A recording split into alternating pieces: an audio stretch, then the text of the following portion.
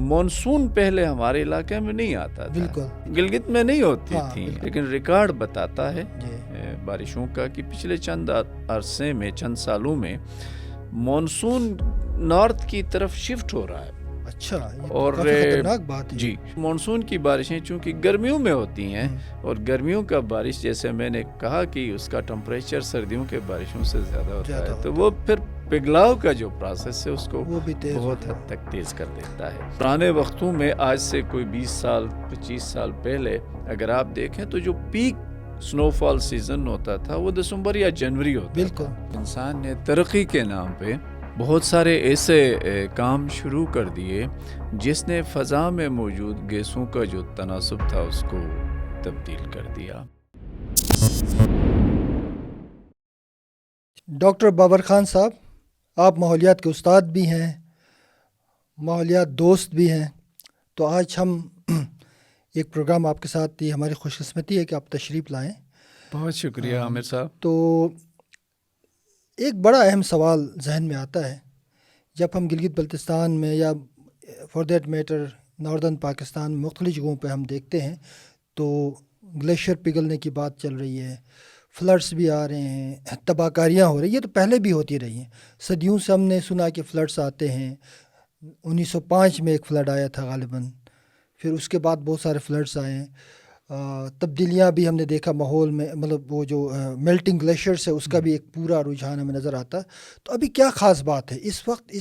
اس کو لوگ کہتے ہیں کلائمیٹ چینج ہے. یہ کلائمیٹ چینج ہے کیا؟ ماحول کی جو تبدیلیاں ہیں یہ کیسے رونما ہو رہی ہیں، کیسے وقوع پذیر ہو رہی ہیں؟ اس پہ عام آدمی کے ذہن میں بہت سارے سوالات ہیں. جب ایک عام آدمی دیکھتا ہے نا کہ جب میرا دادا اکثر بات کرتا تھا، میرے والد صاحب بھی بات کرتے تھے کہ یہ تو بہت پہلے سے اس نالے میں پہلے بھی فلڈس آتے تھے، یہاں پہ تباہ کاریاں ہوئی ہیں، یہاں پہ بہت سارے لوگوں نے اس کو وٹنس کیا بیسیکلی. تو لیکن اب کیا ڈفرینٹ ہے، کیا مختلف ہے اس وقت؟ جو ہے اس پہ بڑی بحث چل رہی ہے، اور تباہ کاریوں کا ہم نے دیکھا کہ وہ جو ایک انٹینسٹی تھی، جو شدت ہے، وہ بھی کافی بڑھ گیا ہے. تو کیا سمجھتے ہیں، کیا یہ کوئی ماحولیاتی تبدیلی ہے، یہ کوئی کلائمیٹ چینج جس کو لوگ کہتے ہیں؟ اگر یہ کلائمیٹ چینج ہے تو یہ ہے کیا، یہ فینومینا کیا ہے؟ تھوڑا اس پہ اگر بات ہو جائے. بہت شکریہ عامر صاحب. پہلے تو میں آپ کا اور ایمن کا شکریہ ادا کروں گا کہ آج مجھے آپ نے موقع فراہم کیا ہے آپ کے ساتھ تھینک یو، بیٹھنے بہت کا، شکریہ. اور اس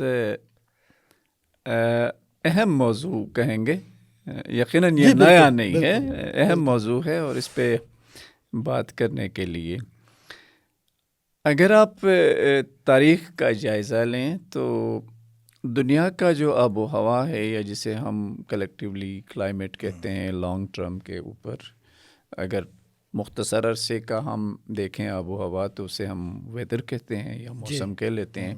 لیکن لانگ ایک طویل مدت کا جب آپ جائزہ لیتے ہیں تو تبدیلی تو ازل سے آتی رہی ہے. بالکل. اور اس میں بھی کوئی شک نہیں ہے کہ تبدیلی ہی سسٹینیبل ہے، وہیں رہتی ہے، باقی چیزیں تو وہی کہ مستقل طریقے سے آتی رہی. ایگزیکٹلی. بالکل. لیکن بات جو سمجھنے والی ہے وہ یہ ہے کہ یہ تبدیلی تو آ رہی تھی، لیکن پچھلے چند دہائیوں سے اس تبدیلی کی جو رفتار تھی وہ بڑھ گئی ہے. ٹھیک ہے. جیسے سال کے مختلف موسموں کا آنا جانا، برف کا پڑنا، پھر برف کا پگھلنا، نالوں میں دریاؤں میں پانی کا آنا، اور پھر اس کا انسان کے مختلف جو ضروریات تھیں ان کے لیے استعمال کرنا، وہ ایک روٹین کا عمل چل رہا تھا. جب سے تقریباً 70 اور 80 کی دہائی بہت پرومیننٹ ہے اس لحاظ سے، ادروائز یہ پچھلے تقریباً 50 کے بعد کا عرصہ ہے جب انسان نے ترقی کے نام پہ بہت سارے ایسے کام شروع کر دیے جس نے فضا میں موجود گیسوں کا جو تناسب تھا اس کو تبدیل کر دیا، جس میں خاص کر جو گرین ہاؤس گیسز، اور ان میں بھی سرفہرست کاربن ڈائی آکسائڈ، اور اب اس کے ساتھ نئے نئے جو ٹرمز آ رہی ہیں، جیسے شارٹ ٹرم کلائمیٹ فورسز کا نام لیا جاتا ہے، پولوٹنٹس کا، جس میں کاربن کے علاوہ بھی ہیں، جس میں ناکسز ہیں، نائٹروجن کے آکسائڈس ہیں، سلفر کے آکسائڈس ہیں۔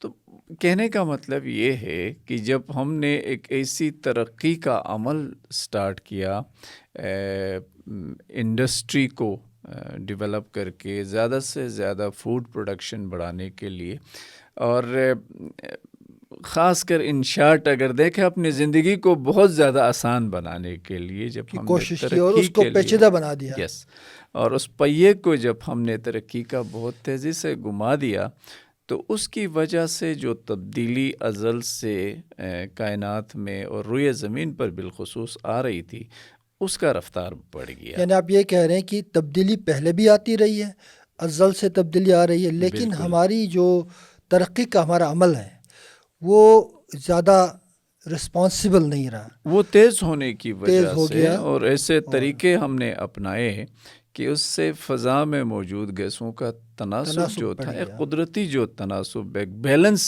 ہم کہہ سکتے ہیں جو تھا، وہ بگڑ گیا، بیلنس بگڑ گیا، اور اس کے بگڑنے کی وجہ سے پھر درجہ حرارت میں اضافہ ہونے لگا ابتدائی طور پر، اور جو کہ ابھی بھی ہو رہا ہے، لیکن اس کے ساتھ ساتھ پھر مائکرو اور چھوٹے پیمانے پہ ملکوں کے اندر، ملکوں کے مختلف حصوں کے اندر، کلائمیٹ کے اندر تبدیلیاں آنے لگیں، جس میں قابل ذکر درجہ حرارت میں اضافہ، یا اس میں تبدیلی کہہ لیں، کیونکہ اضافہ ایک طرح سے نہیں ہو رہا، مختلف طریقوں سے، تو اگر ہم یہ کہیں کہ اس میں تبدیلی جو آ رہی ہے وہ پھر اس کے ساتھ جو ایک آپ یہ کہہ رہے ہیں کہ ایک پیٹرن موجود تھا صدیوں سے، وہ پیٹرن ڈسٹرب ہوا، وہ افیکٹ ہوا، اور اس پیٹرن کے پھر یہ کہہ لیں کہ نتائج ہیں، منفی اثرات ہیں جو سامنے آ رہے ہیں۔ اب اگر ہم گلگت بلتستان یا گلگت بلتستان جیسے پہاڑی علاقوں کی بات کریں، تو یہ جو تبدیلی ماحول کے اندر، موسم کے اندر، آب و ہوا کے اندر آ رہی تھی، سائنسدانوں کا خیال ہے کہ یہ تو پوری دنیا میں آ رہی ہے، لیکن اس کا جو اثر ہے وہ دو جگہوں پہ بڑی واضح طور پہ دیکھا جا سکتا ہے۔ ٹھیک ہے، ایک پہاڑوں کے اندر، پہاڑوں کے اندر عامر صاحب اس لیے کہ یہاں پہ سب سے زیادہ برف ہے، اور اگر ایک ذرہ بھی ٹمپریچر کے اندر، ایک فریکشن بھی ٹمپریچر کے اندر اضافہ ہو جاتا ہے، تو ظاہر ہے سب سے پہلے پگھلنے والی چیز برف ہے۔ یعنی 1 سیلسیس اگر بڑھ جاتا ہے، فرض کریں 1 سیلسیس تو بہت زیادہ ہے، اگر اس کا ایک تھوڑا حصہ سا بھی چھوٹا حصہ بھی بڑھ جاتا ہے، تو اس کا برف کے اوپر پھر فوری اس کا اثر آتا ہے، اور برف جب پگھلتی ہے تو اس سے پھر سیلاب آتے ہیں جو کہ نظر آتے ہیں۔ تو اس لیے سمجھا جاتا ہے کہ پہاڑوں کے اندر کلائمیٹ کا جو ایفیکٹ ہے وہ بڑا ویزیبل، یعنی میدانی علاقوں کے نسبت پہاڑوں میں اس کا بہت اثر بہت زیادہ ویزیبل۔ دوسرا، چونکہ ساحلی علاقوں میں اوشنز کے ساتھ جیسے یہ جزیرے ہوتے ہیں یا ساحلی شہر ہوتے ہیں، آبادیاں ہوتی ہیں، تو وہاں پانی کا لیول بڑھتا ہے۔ جس طرح پہاڑوں میں برف کے پگھلنے سے پتہ چل جاتا ہے کہ کچھ خراب ہو رہا ہے، تو اسی طرح ساحلی علاقوں میں پانی کا یا سمندر کی جو سطح ہے اس کے بلند ہونے کی وجہ سے چیزیں ڈوبنے لگتی ہیں، تو لوگوں کو ذرا جلدی سے احساس ہو جاتا ہے۔ اب آپ کے سوال کا میں اصل جو حصہ ہے، یہ تو پہلے ہو رہا تھا، اب کیوں ایسا ہو رہا ہے؟ ایک تو اس کی جو فریکوینسی ہے، یا یہ کہہ لیں کہ سال میں پہلے 1-2 دفعہ سیلاب آتے تھے، تو اب ہر مہینے آ رہے ہیں، اور پہلے جب سیلاب آتے تھے تو ان کے نقصانات اتنے نہیں ہوتے تھے جتنے اب ہو رہے ہیں۔ تو ایسا کیوں ہے؟ تو اس کی بنیادی وجہ یہ ہے کہ دنیا، اگر آپ پیرس ایگریمنٹ کو دیکھ لیں، جو ایک عالمی معاہدہ ہے، دنیا کے کئی ملکوں کے 200 کے قریب ممالک کے سربراہان نے بیٹھ کے اس کو ایگری کیا، اس پہ سائن کیا۔ اس کے نقطہ نظر سے اگر آپ دیکھتے ہیں کہ انہوں نے گویا کہ یہ عہد کیا ہوا ہے کہ ہم دنیا کا جو ٹمپریچر ہے 1.5 سے اوپر نہیں بڑھنے دیں گے۔ ٹھیک ہے، مسئلہ مسئلہ ختم نہیں ہوتا ہے۔ اگر دنیا، فرض محال اگر دنیا 1.5 ڈگری سینٹی گریڈ 21ویں صدی اینڈ، یہ جو صدی ہماری چل رہی ہے، اس کے اینڈ تک اس کو روک بھی لینا، تو اب تک جو اضافہ ہوا ہے اس کا اثر پہاڑوں میں ڈبل تک رہے گا، یعنی یہ چلے گا، یہ چلتا اس کے دور رس اثرات ہوں گے۔ اور اس کی وجہ یہ ہے، یہ اس کو ہم سائنس کی زبان میں ایلیویشن ڈیپینڈنٹ وارمنگ کہتے ہیں۔ ٹھیک ہے، اگر عام طور پہ کہیں 1 ڈگری سینٹی گریڈ کا اثر انکریز 0.1 ہونا ہے تو پہاڑوں میں اس کا اثر 0.2 ہو جائے گا، زیادہ ہوگا، ایلیویشن کے اوپر اس کا امپیکٹ زیادہ آتا ہے۔ تو گویا کہ اگر دنیا 1.5 ڈگری سینٹی گریڈ پہ اس ٹمپریچر کے اندر حدت کو اور اس کے اندر جو گروتھ ہے اس کو روک بھی لیتی ہے تو پہاڑوں کے اندر برف کا پگھلنا اور درجہ حرارت کے اضافے سے جو مسائل پیدا ہو رہے ہیں ان میں کمی نہیں آئے گی۔ تو یعنی ایک یہ مسلسل عمل ہے جس کو اگر آپ اس سٹیج پہ روک بھی لیں تو جو پہلے ہوا ہے اس کا اثر فوری طور پہ ختم نہیں ہوگا۔ تو ایک تو یہ مسئلہ ہے۔ دوسرا، چونکہ پہلے جب سیلاب آتے تھے آبادی اتنی نہیں تھی تو سیلاب کے راستے یقیناً خالی ہوتے تھے، تو جہاں سے سیلاب آتا تھا وہ گزر جاتا تھا۔ تو ہمیں لگتا تھا کہ شاید پچھلے 5 دہائیوں پہلے بھی تو سیلاب آتے تھے لیکن نقصان اتنا نہیں ہوتا تھا۔ اب چونکہ آبادی بڑی ہے، لوگوں نے سیلاب کے راستے میں گھر بنائے ہوئے، آبادیاں بنائی ہوئی ہیں، تو اس لیے وہ ہٹ ہو جاتے ہیں، یعنی اس کا اثر اس لیے بھی زیادہ بڑھ جاتا ہے۔ اور پھر بالخصوص گلگت بلتستان کے حوالے سے اگر ہم جائزہ لیں، سائنٹیفکلی دیکھیں تو 3 چیزیں بڑی اہم ہو جاتی ہیں۔ ایک تو ٹمپریچر جو مین اینول جس کو ہم کہتے ہیں، پورے سال کا اگر آپ ایک اوسط ٹمپریچر لے لیں تو پچھلے تقریباً 100 سے زائد سالوں کا ٹمپریچر کا جو ریکارڈ ہے، جو تاج برطانیہ اور اس سے پہلے کے جو اسٹیشنز لگے ہوئے تھے، بعد میں پھر پاکستان میٹرولوجی ڈی پی جو اویلیبل ڈیٹا ہے اس کو اگر آپ دیکھتے ہیں تو اس سے پتہ چلتا ہے کہ ٹمپریچر بڑھ رہا ہے، اور ٹمپریچر 2 طرح سے بڑھ رہا ہے۔ سردیوں میں جو کم سے کم ٹمپریچر تھا وہ انکریز ہو رہا ہے، اور گرمیوں میں زیادہ سے زیادہ انکریز ہو رہا ہے، یعنی یہ ایک ایکسٹریم ویدر میں اضافہ ہو رہا ہے، سردیاں بھی بڑھ رہی ہیں اور گرمیاں بھی بڑھ رہی ہیں۔ عامر صاحب، اگر سردیوں میں منیمم ٹمپریچر آپ کا کم ہو جائے، یعنی میکسیمم انکریز ہونے لگے، تو اس کا مطلب جو برف پڑی ہے وہ آئس میں کنورٹ نہیں ہوگی۔ ایگزیکٹلی۔ اور گرمیوں میں اگر آپ کا میکسیمم ٹمپریچر بڑھ رہا ہے تو اس کا مطلب جو برف پڑی تھی اس کا پگھلاؤ بڑھے گا، تو اس کا مطلب یہ ہو گیا کہ فلڈز زیادہ آئیں گے۔ ایک یہ پرابلم۔ اب اس سے دیکھیں، سردیوں میں اگر برف نہیں جمتی، آئس میں نہیں کنورٹ ہوتا، تو جو ریگولر ایک سلو پانی کا فلو تھا وہ متاثر ہو جائے گا۔ ٹھیک ہے۔ وہ براہ راست ہمارے علاقے میں لوگوں نے چینل بنا کے آبادی کی ہوئی ہے، زراعت کے لیے، پینے کے لیے، ایون ہائیڈرو پاور کے لیے بھی۔ آپ دیکھیں فوربیز اور ہیڈ وارٹرز کے تھرو ہی پانی آتا ہے، تو وہ سارا نظام ہمارا متاثر ہو جاتا ہے۔ جب ایکسس فلو ہوتا ہے تو اریگیشن اور یہ چینلز کا سسٹم ڈسٹرب، جب کم فلو ہوتا ہے تو پانی نہیں ہے۔ بجلی دیکھیں آپ گلگت کے اندر، اس چینل کے حوالے سے بھی میں تھوڑا ڈائگریشن ہو جائے گا، لیکن میں اہم سوال کچھ لوگ پوچھتے ہیں۔ کچھ پہاڑوں میں ہم نے چینلز، واٹر چینلز بنائے ہیں، پہاڑوں کو کھود کے، بہت سارے گاؤں اب اس چینل کی وجہ سے جو نیچے گاؤں ہیں وہ پانی کے سیپیج کی وجہ سے وہاں بڑے بڑے ڈیزاسٹرز بھی ہو رہے ہیں۔ تو کیا اس پہ کسی نے پہلے سوچا تھا، یا یہ ظاہر بات ہے جب یہ چینل بنے ہوں گے کوئی 2-3 دہائی پہلے کی بات ہے، تو اس وقت ماحول پہ، کلائمیٹ چینج پہ اتنا کوئی زیادہ بحث نہیں ہو رہی ہوگی، تو آج اس کے اثرات ہمیں نظر آ رہے ہیں۔ کیا ان کو بھی کسی طرح سے ایڈریس کیا جا سکتا ہے؟ اس کا بھی کوئی؟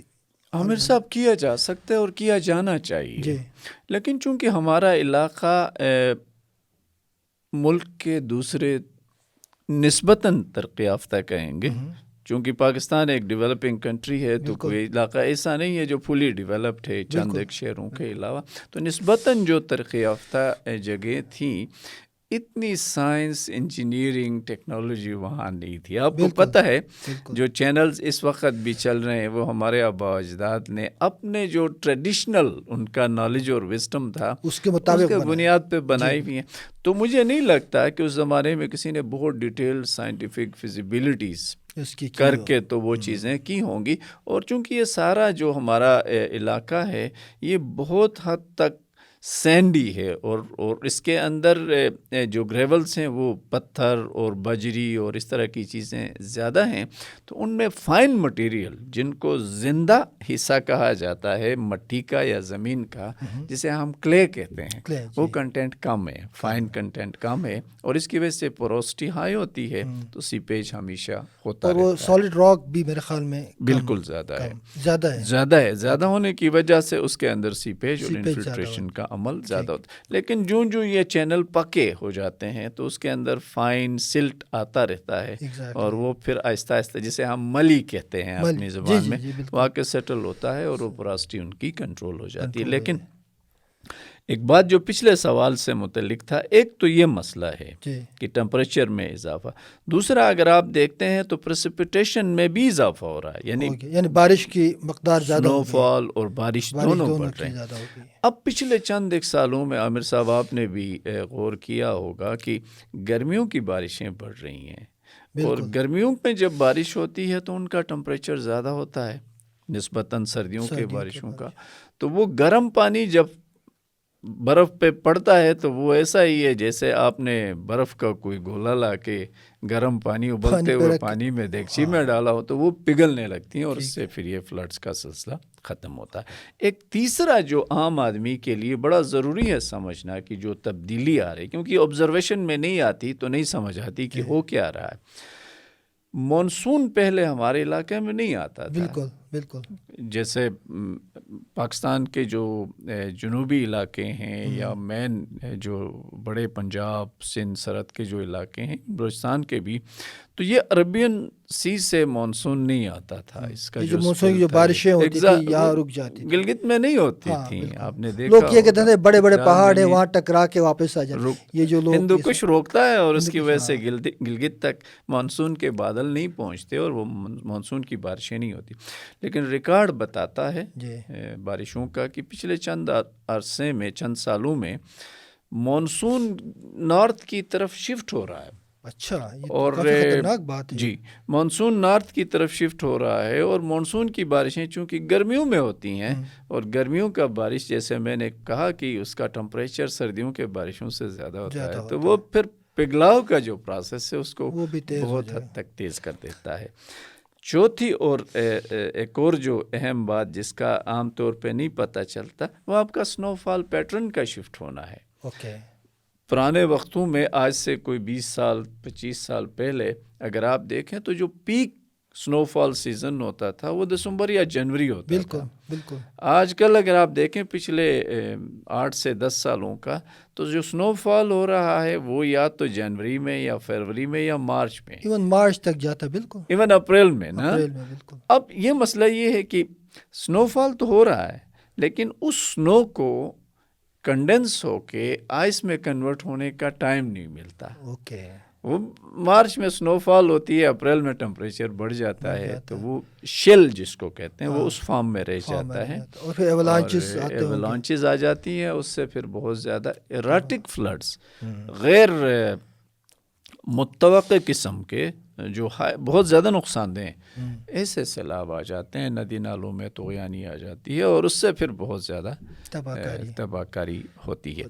اس کی وجہ بیسیکلی یہی ہے کہ جو فضا کے اندر جو گیسز کا ایک توازن تھا وہ بگڑ رہا ہے، اس کے اندر کاربن ڈائی آکسائڈ کی مقدار، میتھین کی مقدار، اور جو دوسرے شارٹ لیوڈ کاربن فورسز ہیں جن میں گرین ہاؤس گیسز ہیں، کاربن کے آکسائڈس ہیں، نائٹروجن کے، سلفر کے آکسائڈس، یہ بڑھ رہی ہیں، تو یہ فضا کے اندر جو گیسوں کا توازن ہے اس کو متاثر کرتا ہے اور ایک غلاف بنا دیتی ہیں، جس سے سورج کی شعاعیں نیچے تو آ جاتی ہیں لیکن یہ واپس اوپر نہیں جا رہی ہیں، تو وہ ٹریپ ہو جاتی ہیں بیچ میں، اور اس سے پھر زمین کا ٹمپریچر بڑھتا ہے، اور زمین کا ٹمپریچر بڑھتا ہے تو اس کا پہلا جو اثر ہے وہ برف اور آئس کے اوپر، سنو کے اوپر آتا ہے، اور پھر وہ میلٹنگ شروع ہوتی ہے۔ اچھا ڈاکٹر صاحب، اس میں ایک اور جو معاملہ ہے نا، لوگ یہ بھی آج کل کہہ رہے ہیں کہ ان کے جو فصلیں ہوتی تھی، فروٹ اگانے کا سیزن ہوتا تھا، اس میں بھی بڑا امپیکٹ، یعنی لوگ ظاہر بات ایگریکلچر پہ ڈپینڈنٹ ہیں.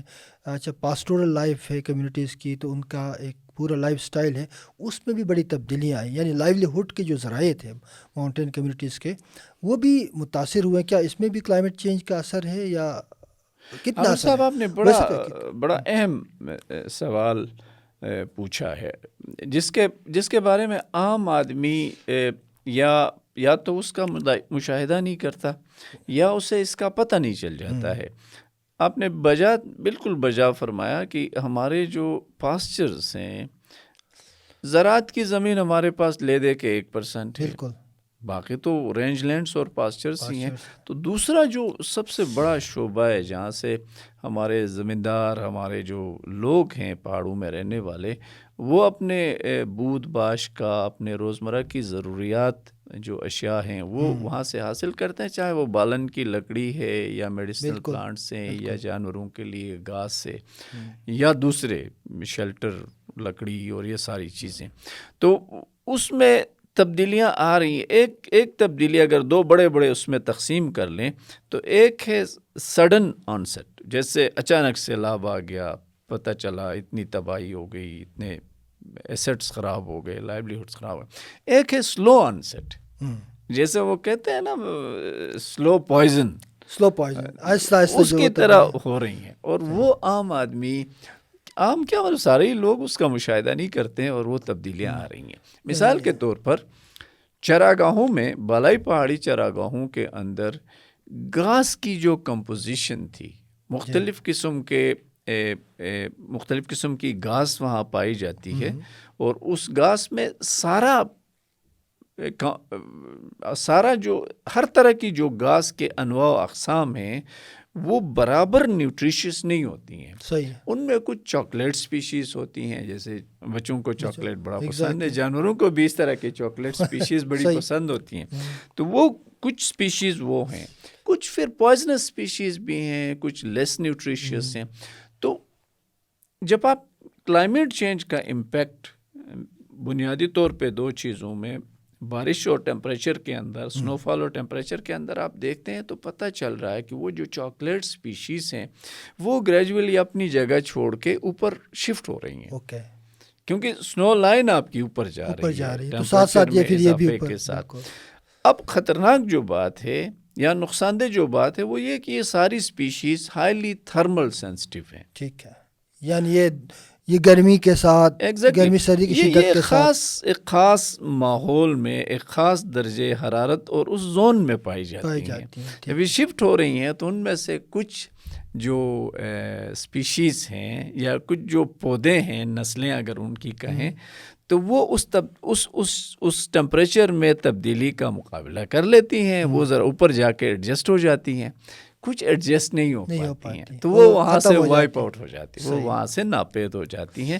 پھر اس کا نتیجہ یہ نکلتا ہے کہ آپ کی چراگاہوں کی جو صحت ہے، ایکولوجیکل ہیلتھ اس کو ہم کہتے ہیں، وہ ختم ہو جاتی ہے. اپیرنٹلی دیکھنے میں وہ چراگاہ بڑی سرسبز بھی لگے گی، لیکن وہ نیوٹریشیس، اس کا جو نیوٹریشن ہے جو لائف سٹاک کے لیے چاہیے کم ہو جاتی ہے، وہ ایسا وہ نہیں رہتی. اب اس سے کیا ہوتا ہے، جو جانور وہاں چرتے ہیں یا چرائے جاتے ہیں ان کی صحت خراب ہوتی ہے. جب ان کی صحت خراب ہوتی ہے تو پھر ان کا پروڈکشن کم ہو جاتا ہے. تو پورے غذائی چین جو ہے اس پہ اس کا امپیکٹ آتا ہے، اس کا پھر انسان کے اوپر اور یہ ساری.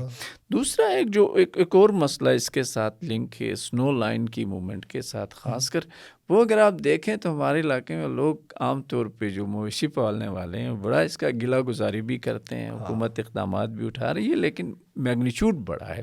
وہ ہے ہیومن وائلڈ لائف کانفلکٹ کا. ایک طرف کنزرویشن بڑی کامیاب ہو رہی ہے الحمدللہ، اور لوگ اس سے مستفید بھی ہو رہے ہیں، فائدہ لے رہے ہیں ٹرافی ہنٹنگ کے مد میں، ٹورزم کے مد میں اور طرح سے. لیکن یہ جو درندے ہیں جیسے سنو لیپرڈ ہے، ولف ہے، اور طرح کے جو لنکس ہیں، ان کی تعداد میں بھی اضافہ ہوا ہے. بالکل. اور یہ سنو لائن کی موومنٹ کے ساتھ ان کا نیگیٹو انٹریکشن جو ہے وہ لائف سٹاک کے ساتھ بڑھ گیا. اور ابھی تو بہت سارے لوگ یہ بھی دیکھا گیا ہے کہ ان کے مویشی خانوں پہ آ کے سنو لیپرڈ نے اٹیک کیا. اس کے دونوں وجوہات ہیں. ایک تو لوگوں نے جب پروٹیکٹ کرنا شروع کیا تو وائلڈ اینیملز کی یہ ایک ٹینڈنسی ہے کہ ان کو فیئر کا ایلیمنٹ پھر نہیں رہتا, وہ کم ہو جاتا ہے, تو وہ پھر فریلی موو کرتی ہیں. اور دوسرا مسئلہ سنو لیپرڈ اور یہ جو سنو لائن اور سنو کور کا چینج ہے, اس نے مال مویشیوں کو اور ان درندوں کو ایک دوسرے کے قریب کر دیا, یعنی آمنے سامنے لا کے بالکل کھڑا کر دیا ہے. اور اس کی وجہ سے پھر وہ نیگیٹو انٹریکشن, کیونکہ جو درندے ہیں یا جو وائلڈ میں تو سارے آئیں گے, لیکن جو شکاری جانور ہیں وہ شکاری جانور بھی ذرا دیکھتے ہیں کہ کوئی آسان شکار مل جائے. تو مال مویشی ذرا آسان ہے, ایک تگڑے بھاگنا نہیں پڑتا ہے آئیبیکس کے مقابلے میں, تو وہ آسان شکار کی تلاش میں پھر ان پہ اٹیک کر لیتی ہیں اور اس سے زمینداروں کا نقصان ہوتا ہے. اس بات کو سمجھنا زمینداروں کے لیے اتنا ہی ضروری ہے جتنا کہ ایک سائنٹسٹ کو یا ایک مینیجر کو اس کی سمجھ ہونی چاہیے. اسے جب اس فنامنا کا, اس پروسیس کا سمجھ ہوگا کہ ایک درندہ کس وقت آ کے اس کو جانوروں کو مار دیتا ہے, کن حالات میں اٹیک کہاں زیادہ کرتا ہے, دن کے کس وقت میں یا شام کے وقت وہ اٹیک زیادہ کرتا ہے, تو وہ اگر تھوڑی سی سائنٹیفک معلومات ہیں لیکن وہ اپنے مشاہدے سے اگر یہ معلومات حاصل کرے تو اپنے جانوروں کو بہت اچھی طرح بچا سکتا ہے اور اپنا جو ایکو سسٹم ہے اس کو بھی مینٹین کر سکتا ہے. یہ ایک بہت بڑا واقعہ آپ نے کہا, چلے لائیولیہڈ ورسز نیچر. کیونکہ عام آدمی کے لیے اکثر ہم نے دیکھا ہے کہ جب ہم جاتے ہیں پہاڑوں میں تو لوگ یہ گلے کرتے ہیں کہ ہمارے جانور, ہمارے بکرے, ہمارے بیٹ بکریاں آ کے مار دی. تو آپ نے بالکل صحیح بات کہی کہ وہ جو اس کا ٹائم ہے اس کو دیکھ کے اس کو بہت حد تک بچایا جا سکتا ہے. عامر صاحب, عام آدمی یا ہمارے جو جانور پالنے والے جو بہن بھائی ہیں یا زمیندار ہیں, وہ اس کو جو سامنے ہو رہا ہے اس کو دیکھ رہے ہیں کہ ایک ولف نے آ کے ان کے 10 بھیڑ بکریاں ماری. وہ نہیں دیکھ رہے ہیں اگر یہ ولف نہ ہو یا سنو لیپرڈ نہ ہو تو کیا ہونا ہے, اس کا انہیں نہیں پتا ہے. اصل میں ہوتا یہ ہے کہ اگر کسی چراگاہ میں سنو لیپرڈ یا اس طرح کے پریڈیٹرز, شکاری جانور نہیں ہوتے ہیں, تو جو چرنے والے جنگلی جانور ہیں جن میں مارخور ہے, کل ہے یا دوسرے جو جن کا عام طور پہ ہم ٹرافی شکار بھی کر کے فائدہ لے رہے, ان کی تعداد پھر اتنی بڑھ جاتی ہے کہ وہ گھاس کو بالکل جڑوں سے اکھاڑ دیتے ہیں, یعنی اس پورے ہیبیٹیشن کو ختم کر دیتے ہیں. وہ پھر اس کو گریزنگ کریں گے, اینڈ میں جا کے وہ گھاس کو جڑوں سے اکھاڑ دیں گے, اور اس میں پھر بارش ہو یا برف باری ہو وہ پگھلے گی تو وہ پہلے ایک چھوٹی سی نالی, پھر 2 نالیاں, پھر 10 نالیاں مل کے نیچے سیلاب کا باعث بنتی ہیں. تو وہ کسی ایک آدمی کے پھر 2-4 بکریاں نہیں نقصان کرواتا, تو پورا ماحول جو ہے, پورا ایکو سسٹم تباہ ہو, پورے کا پورا گاؤں پھر اس سے متاثر ہوتا ہے. یہ بہت زبردست سمجھنا اس کا ضروری ہے. ڈاکٹر صاحب, یہ جو باتیں ہیں نا, یہ کوئی بھی ماحول یا کلائمیٹ چینج ایکسپرٹ بتاتا نہیں. اور تھینک یو ویری مچ, آپ نے بہت زبردست ایکسپلین کیا. اب دیکھ رہے ہیں یہ وہ چیزیں ہیں جو ہمیں عام لوگوں کو بتانے کی ضرورت ہے, اور جو وہاں پہ ایکسپرٹ ہیں, پالیسی بناتے ہیں, ان کو بھی یہ جو انگیجمنٹ ہے عام لوگوں کے ساتھ ان ٹرمز پہ کرنی چاہیے تاکہ لوگوں کو سمجھ میں آئے کہ ان کا بہت بڑا نقصان بچ رہا ہے. 2-4 اچھا, اس میں ایک اور کام انہوں نے کیا تھا کہ لائف سٹائل انشورنس کا تصور ہو سکتا ہے فار ایگزامپل ان کو بچانے کے لیے. پھر آپ نے کہا جو سیزنل جو چیزیں ہوتی ہیں جہاں پر جو آپ کا پریڈیٹر ہے وہ اٹیک کرتا ہے, اس ٹائم کو سمجھا جائے, ان کو بچایا جا سکتا ہے. ڈاکٹر صاحب, اب یہ تو بڑے زبردست آپ نے بہت ساری باتیں اتنی زبردست کہی ہیں کہ میرے خیال میں اس کے فائدہ جو ہے نا عام آدمی کے لیے ضرور ہوگا. اب ایک اور جو بات ہے, یہ جو تبدیلیاں ہم نے دیکھا, جو ایک فریجائل ایکالوجی ہماری ہے, بہت ہی نازک ایکالوجی ہے, اور اس میں تبدیلیاں بھی آ رہی ہیں. پوری دنیا میں کہا جاتا ہے کہ وہ نارتھ پول سے باہر بہت بڑا گلیشیئر ڈپازٹ ہمارے پاس ہے. لیکن جب انٹرنیشنل لیول پہ کوئی کانفرنسز ہوتی ہیں, جیسے کوپ ہوتا ہے اور بہت ساری جگہوں پہ یہ باتیں ہوتی ہیں, تو اس میں جو پہاڑوں کا, ان ماؤنٹینز کی جو ایکالوجی ہے اور وہاں کی لائیولیہڈ ہے, لوگوں کی زندگی ہے, اوور آل اس کا جو امپیکٹ گلوبل کلائمیٹ پہ ہے, اس پہ زیادہ کوئی بات نہیں ہو پاتی. کیا وجوہات ہیں؟ عامر صاحب, بڑا اہم نقطہ آپ نے اٹھایا ہے اصل میں مسئلہ یہ ہے کہ میں اور آپ آج بیٹھ کے الحمدللہ اللہ نے یہ توفیق دی اور یہ موقع دیا تو ہم اس پہ بات کر رہے ہیں، لیکن سوال یہ اٹھتا ہے کہ کتنے لوگ سمجھتے ہیں کہ ہمارا ایشو کیا ہے ماؤنٹینز کے اندر۔ دیکھیں، ہمارے ملک کے اندر یا ہمارے ملک سے باہر ریجن کے اندر، ہمارے اس جو ہندو کش ہمالیہ اور کراکرم کا جو پہاڑی ریجن ہے اس کے اندر، یا دنیا میں اور بھی جہاں پہ پہاڑی سلسلے ہیں ان کے ایشوز پہ بات کرنے کے لیے پہلی جو بات لازم ہے وہ معلومات کا ہونا ہے۔ بالکل، ہمارے پاس یہ معلومات کسی مستند شکل میں، کسی ایسے شکل میں جس کو کوئی دوسرا آدمی قبول کرے، ان معلومات کا ہونا ضروری ہے۔ جب آپ کے پاس معلومات ہوں گی تو پھر آپ ان معلومات کو شیئر کریں گے، آپ کسی کے سامنے رکھ کے بات کریں گے کہ بھائی دیکھو یہ معلومات ہیں اور اس کی بنیاد پہ میں یہ کہہ رہا ہوں کہ ہمارے ہاں اس طرح کی تبدیلیاں آ رہی ہیں۔ مثال کے طور پر فلڈز بڑھ رہے ہیں، کانفلکٹ انکریز ہو رہا ہے، ہمارے لائیولیہوڈز ڈیمیج ہو رہے ہیں، لیکن ان کے اوپر ڈیٹا کا ہونا، انفارمیشن کا ہونا، ایویڈنس کا ہونا بہت ضروری ہے۔ ایک وجہ یہ ہے کہ اپنا کیس انٹرنیشنل فورمز پہ ریسرچ بیس کیس پیش نہیں کر پاتے ہیں ایگزیکٹلی، تو اس کا ہونا ضروری ہے۔ اور اس کے لیے ہمارے جو ریسرچرز ہیں قومی سطح کے، مقامی جو ہماری کراکرم یونیورسٹی ہے ان کے، اور دیگر جو 6-7 ہمارے پہاڑی علاقوں کے اندر یونیورسٹیاں ہیں الحمدللہ، وہ اگر اس ڈیٹا کو، اس انفارمیشن کو مناسب شکل میں ارینج کریں اور اس کو ایکسپرٹس کے ساتھ، پالیسی میکرز کے ساتھ، جو لوگ جو فیصلہ سازی کرتے ہیں ان کے ساتھ رکھیں۔ دیکھیں نا، ایک تو ہوتا ہے یونیورسٹی والا، وہ ریسرچ کرتا ہے، پھر ایک بندہ ہوتا ہے جو حکومت کی نمائندگی کرتا ہے ان فورمز کے اندر۔ بدقسمتی سے ہو ایسا رہا ہے کہ جو لوگ ان فورمز میں جاتے ہیں ان کے پاس یہ ڈیٹا اور معلومات اس طرح سے نہیں ہوتی ہیں، یا تو وہ وہاں جا کے کوئی الٹی سیدھی بات کر لیتے ہیں، یا پھر یہ ہے کہ وہ سو جاتے ہیں جا کے۔ بالکل صحیح بات۔ اچھا، اس میں ڈاکٹر صاحب ایک اور بات ہے نا، ویسے تو دیکھا جائے تو کراکرم انٹرنیشنل یونیورسٹی اور دیگر ادارے ہیں تو یہ تو ریسرچ تو بہت کرتے ہیں۔ میں نے خود دیکھا ہے کہ جیسے اپر انڈس بیسن کے جو گروپس ہیں وہ اچھا خاصا ریسرچ جنریٹ کرتے ہیں، بڑی بڑی کتابیں ہوتی ہیں۔ اب اس کو تھن کر کے پالیسی میکرز تک پہنچانے کا کیا طریقہ کار ہو سکتا ہے، کیسے پہنچایا جائے؟ عامر صاحب، اس کو اگر ہم ایک آسان اس کے اندر لڑی کے اندر پرو کے دیکھ لیں تو یہ بیسیکلی 3 الگ الگ چیزیں ہیں۔ ایک آپ کا سائنس ہے جو یونیورسٹیز، محققین اور تحقیق کے جو ادارے ہیں وہ جنریٹ کرتے ہیں، بالکل تحقیق کے ذریعے سے مختلف طریقے استعمال کر کے تو وہ ڈیٹا اور انفارمیشن جنریٹ کرتے ہیں۔ دوسرا ہے اس ڈیٹا اور انفارمیشن کا کسی ایسے آسان سہل فارم میں اویلیبل ہونا جو فیصلہ کرنے والے لوگوں کے لیے سمجھنا آسان ہو جائے اور وہ اس کو استعمال کر سکیں۔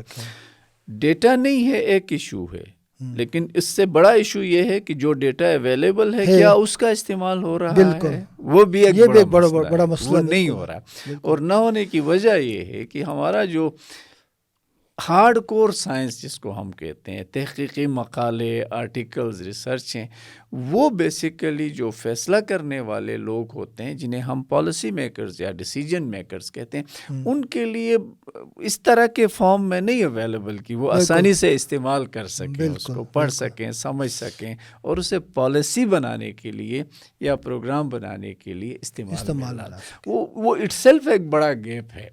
تو ہمیں اس کو ایک ڈسکنیکٹ جو میں دیکھ رہا ہوں سائنس، پالیسی اور پریکٹس کے درمیان، اس کو ہمیں برج کرنے کی ضرورت ہے۔ یہ کون برج کر سکتا ہے؟ کون سے ایسے پلیٹ فارم ہو سکتے ہیں جس پہ یہ چیزیں برج ہونی چاہیے؟ سب سے بڑا رول تو میڈیا کا ہے۔ صحیح، سب سے بڑا رول اس میں میڈیا کا۔ دیکھیں، میڈیا اوپینین میکر ہے۔ صحیح، میڈیا ہماری سوسائٹی کے اوپینینز کو شیپ کرتا ہے، ان کے شعور کو بیدار کرتا ہے، ان کو موٹیویٹ کرتا ہے۔ تو میڈیا تو ایک، کوئی اس میں شک نہیں ہے کہ ایک اہم جز ہے جو اس ڈسکنیکٹ کو کنیکٹ میں بدل سکتا ہے، کیونکہ میڈیا جو سائنس سے مختلف ایشوز کے اوپر جو ایویڈنس ہے ایویڈنس ہے اس کو سہل انداز میں اس طرح کے ڈسکشنز کے ذریعے کسی اور فارم میں بالکل لا کے عام آدمی تک بھی پہنچاتا ہے اور پھر ڈیسیجن میکرز تک بھی، تو وہ ہاں پھر ان معلومات کو استعمال کر سکتے صحیح ہیں۔ دوسرا ایک جو طریقہ جن کو ہم بھی کوشش کر رہے ہیں کہ ان کو پروموٹ کیا جائے اور یوز کریں، وہ ہے ایک ایسا پلیٹ فارم فراہم کرنا جہاں پہ ریسرچرز، ایکسپرٹس، مینیجرز اور پالیسی میکرز، لیجسلیٹرز بھی، جیسے ہمارے پولیٹیکل لیڈرشپ ہے، بالکل وہ بھی مل بیٹھیں کسی آپ کے اسی طرح کے پروگرام میں کسی ایک ٹاپک پہ کبھی ڈسکس کر لیں۔ ڈسکشن ہو، مسئلہ ایک ہوگا لیکن دیکھنے کا انداز اور زاویہ ہر ایک بالکل کا اپنا اپنا بالکل ہوگا، بالکل لیکن جب لوگ مل بیٹھ کے کسی ایک ٹاپک پہ بات کریں گے تو اس میں سائنس، پالیسی اور پریکٹس کو کسی حد تک سائنس پالیسی فورمز کے ذریعے، سائنس پالیسی ڈائلاگز کے ذریعے، کسی اور نام دے کے ان کو کیا جا سکتا ہے، اس سے کسی یعنی ایک بہت زبردست یعنی آپ نے تجویز دی ہے، کیونکہ بنیادی طور پہ یہ دیکھا گیا ہے جو ریسرچز ہیں یا اویلیبل ڈیٹا ہے یا جو ڈیٹا پیدا ہونا ہے